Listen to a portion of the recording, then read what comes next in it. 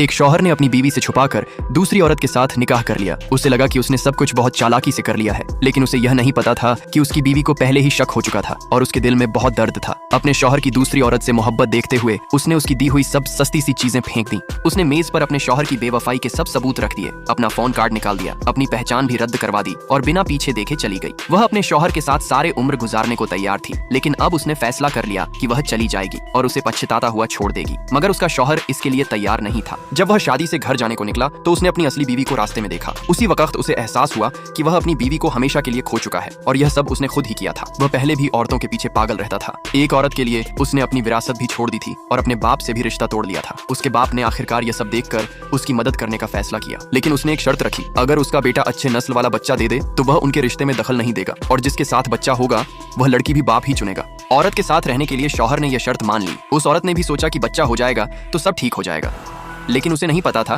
कि उसका शौहर नकली सच्चाई दिखा रहा था। उनकी शादी के दिन उस चालाक औरत ने उसे फोन करके बुलाया।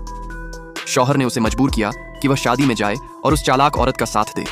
जब वह अस्पताल पहुंची तो देखा कि सब खुश हैं, यहाँ तक कि उसका शौहर भी। और 3 साल पहले जो वादा उसने उसे किया था वह अब उसकी नजर में कोई मायने नहीं रखता था।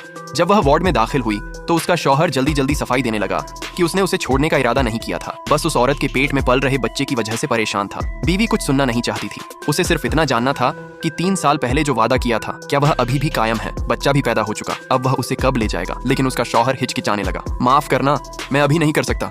मोली बेटी है, वह जियांग परिवार की वारिस नहीं बन सकती। उस औरत का बेटा होने दो, फिर हम चले जाएंगे। औरत को गहरा सदमा लगा। उसने शौहर का हाथ झटक दिया। अब उसे उस पर कोई यकीन नहीं रहा। अगर अगला बच्चा भी लड़की हुई तो क्या वह सारी उम्र दूसरी औरत के साथ यूं ही रहेगा।